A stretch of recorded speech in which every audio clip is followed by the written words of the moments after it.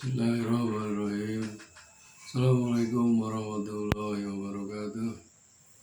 Alhamdulillahirrahmanirrahim. Wassalatu wassalamu ala asrofil anbiya wal mursalin wa ala alihi wa sahbihi ajmain. Asyhadu an la ilaha illallah wa asyhadu anna Muhammadan abduhu wa rasuluh. Wa qala Allah ta'ala fil Qur'anil Karim. A'udzu billahi minasyaitonir rajim. Yauma la yanfa'u malun wala banun illa man atallaha biqalbin salim.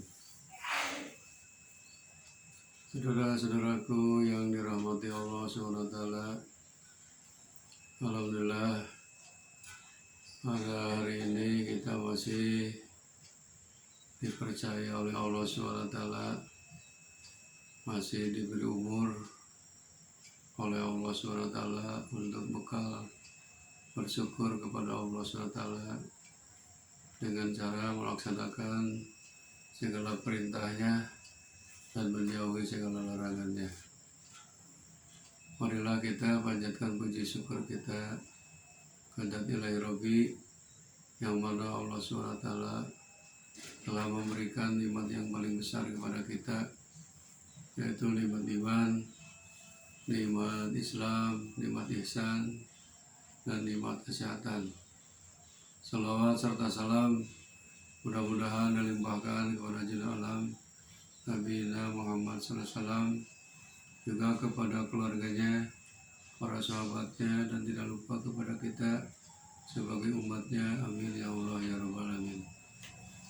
Saudara-saudaraku yang dimuliakan Allah SWT, di dalam Al-Quran Allah telah berfirman, Surat Asy-Syu'ara ayat 88 sampai ayat 29. A'udzubillahi minasyaitonirrajim. Bismillahirrahmanirrahim. Yauma la yanfa'u malun wala banun illa man atallaha biqalbin salim. Yang artinya tidak bermanfaat pada hari itu harta dan anak keturunan kita, kecuali orang yang datang kepada Allah dengan membawa hati yang selamat, hati yang suci dan bersih. Saudara-saudaraku yang dirahmati Allah SWT, untuk kali ini saya pada saat ini akan menyampaikan materi tentang 3 hal yang menyebabkan kerasnya hati. 3 hal yang menyebabkan kerasnya hati manusia. Berdasarkan hadis Nabi Muhammad SAW, hadis Nabi SAW, dari Nabi SAW qala, Nabi SAW bersabda, salah sehisolin, ada 3 hal turisul qaswata fil qalbi, yang dapat menyebabkan kerasnya hati. Sebenarnya hati itu tidak keras kalau darahnya atau dagingnya empuk. Cuma di sini sifatnya manusia bisa jadi keras apabila, kata Rasul, pertama, hubut ta'ami, selalu banyak makan. Apa hubungannya dengan hati yang keras kalau banyak makan? Rasulullah SAW telah memberikan contoh kepada kita bahwa beliau makan dan minumnya sederhana. Nabi tidak makan kalau belum lapar, kemudian berhenti makan sebelum kenyang. Kenapa? Supaya badan tetap sehat. Kalau terlalu kenyang, badan kita akan terpengaruh. Pertama, kalau kekenyangan itu bisa badan kita tidak enak, malahan kita bisa keluar lagi makanan kalau terlalu penuh. Makanya kata Rasulullah SAW, apabila kita makan minum, perut ini harus dibagi 3, sepertiga untuk makanan, sepertiga untuk minuman, sepertiga untuk napas. Jangan sebaliknya, semuanya dipakai makanan dan minuman. Untuk tempat bernapas sudah penuh. Nah, itulah yang timbul biasanya hati terendam air dan makanan, menimbulkan penyakit yang disebut dengan penyakit liver atau penyakit hati. Bahasa Sunda mah penyakit konengan. Nah, itulah hubungannya keras hati manusia karena terlalu banyak makan dan minum. Makan itu beribadah, minum juga ibadah. Kulu wasrobu wala tusrifun. Silakan kalian makan dan minum, wala tusrifun, tapi jangan berlebih-lebihan. Kalau banyak makan, biasanya efek negatifnya pertama kita itu jadi ngantuk, jadi malas untuk bekerja, maunya tidur. Habis makan itu hati tidak berjalan, makanya hati akan keras.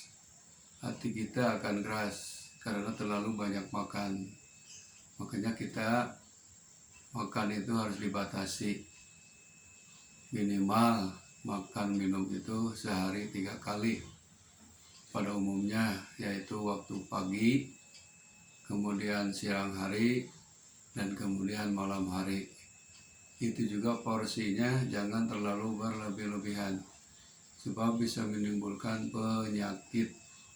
Apalagi sekarang makanan minuman itu sudah bermacam-macam bentuknya, warnanya, menunya, terpengaruh kepada jiwa dan raga kita.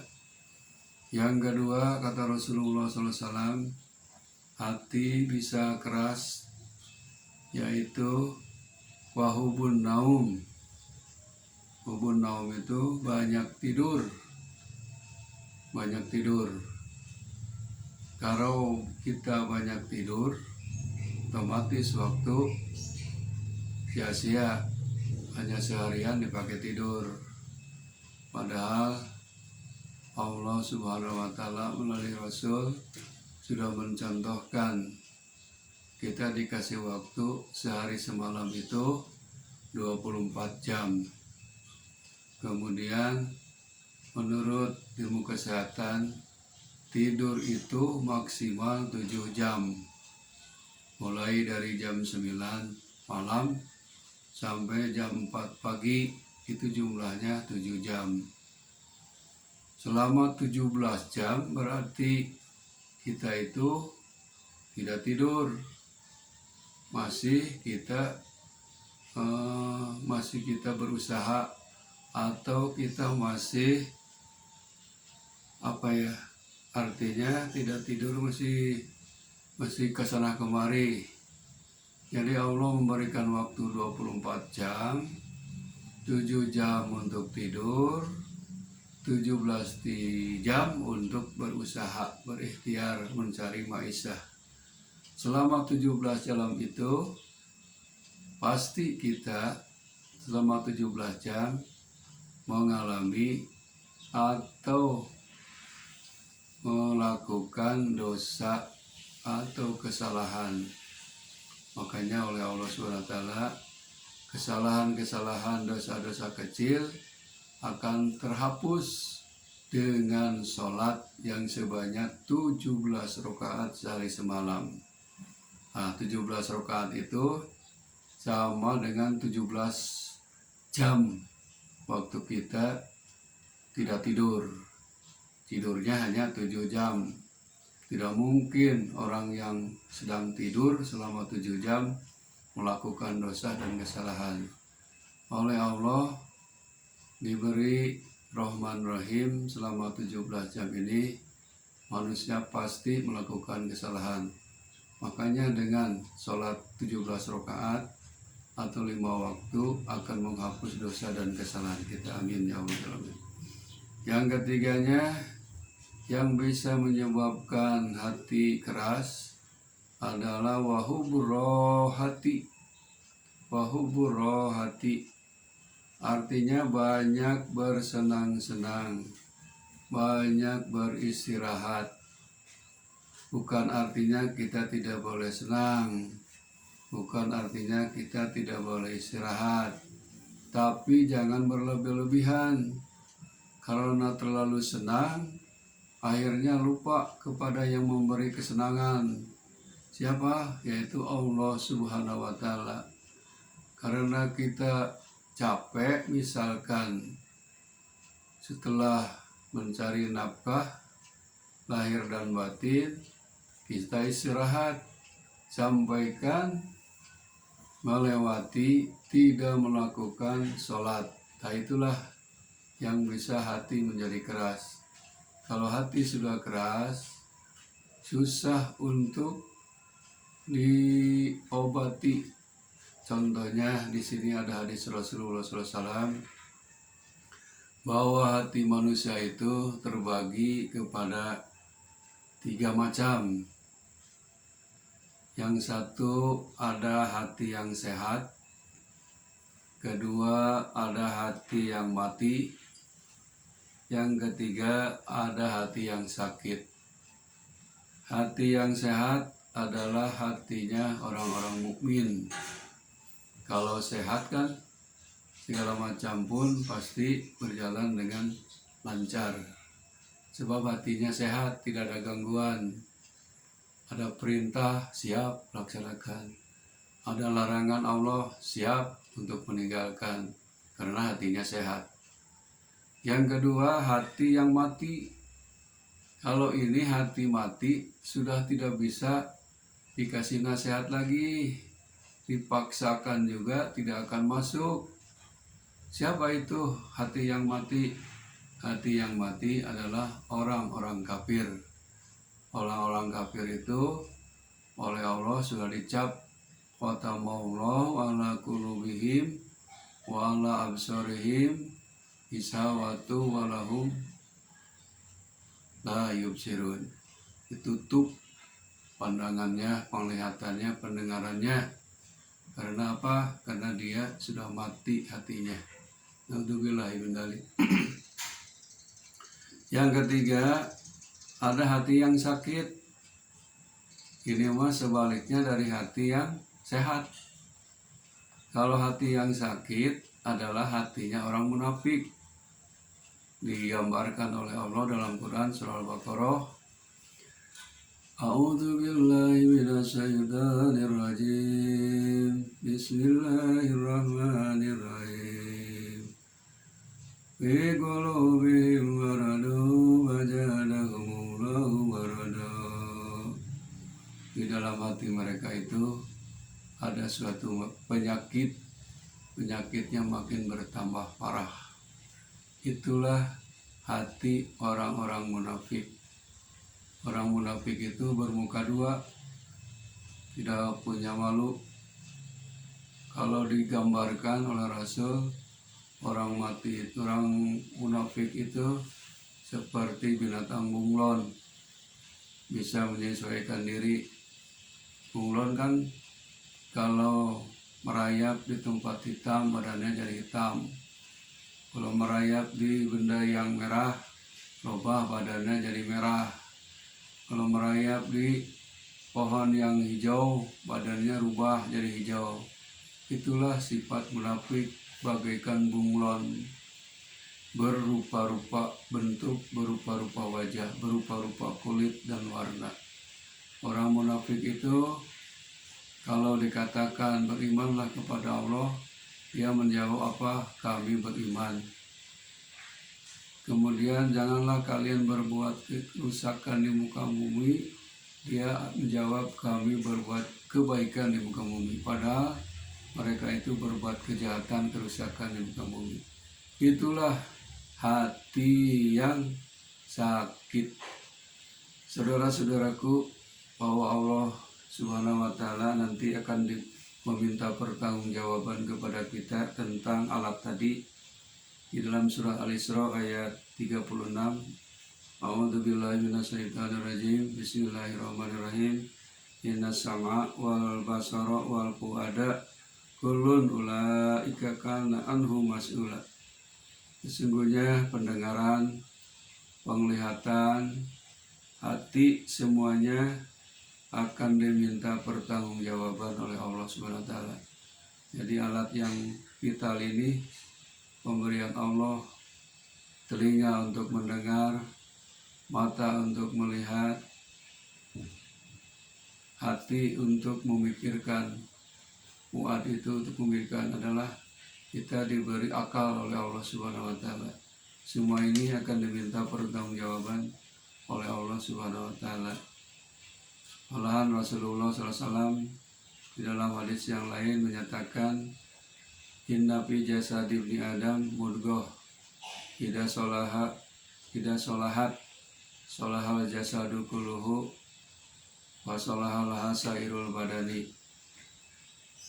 Ala wahyal qalbu arba'ah qalbu ajru fihi siraju yajharu padalika qalbu mu'min wa qalbu aswadu mankusun padalika qalbul kafir wa qalbu aglaku marbutun ala gilafihi padalika qalbul munafik wa qalbu musafa bi imanan wa nifaqan. Rawahu Ahmad wa Tabrani. Dalam hadis yang lain, sesungguhnya di dalam jasad anak Adam, yaitu kita manusia, ada segumpal daging. Apabila segumpal daging itu beres, maka bereslah seluruh jasadnya. Apabila jasadnya itu beres, maka sholahala sairul badannya akan sehat walafiat. Apa itu? Wahya al-qalbu adalah hati. Hati itu ada 4 macam jenisnya. Ada qalbun ajradu fi sirajun yajharu. Ada hati yang di dalamnya ada pelita dan cahaya. Itulah hati orang-orang yang beriman. Padalika qalbul mukmin, itulah hati orang-orang yang beriman. Yang keduanya wa qalbu aswadu mankusun, ada hati yang hitam dan terbalik. Hati siapa itu? Padalika qalbul kafir, itulah hati orang-orang kafir. Yang ketiga wa qalbu aglaku marbutun, ada hati yang tertutup, terikat tutupnya rapat. Ala gilafihi padalika qalbul munafik, itulah hati orang-orang munafik. Yang keempat wa qalbun musaffahun fihi imanan wa nifaqan. Ini yang keempatnya hati yang terlapis, ada iman dan ada munafik. Hadirin kaum muslimin wal muslimat rahimakumullah, mudah-mudahan Al-Quran dengan hadis ini ada untuk kita peringatan, tausiah, tadkirah bagi kita. Mudah-mudahan kita ini, hati kita ini digunakan untuk beribadah kepada Allah SWT, dan mudah-mudahan hati kita ini hati yang sehat, yang selalu waspada dan siap untuk melaksanakan perintah Allah dan menjauhi larangan Allah. Mudah-mudahan kita dijauhkan dari hati yang sakit atau hati yang mati. Assalamualaikum warahmatullahi wabarakatuh.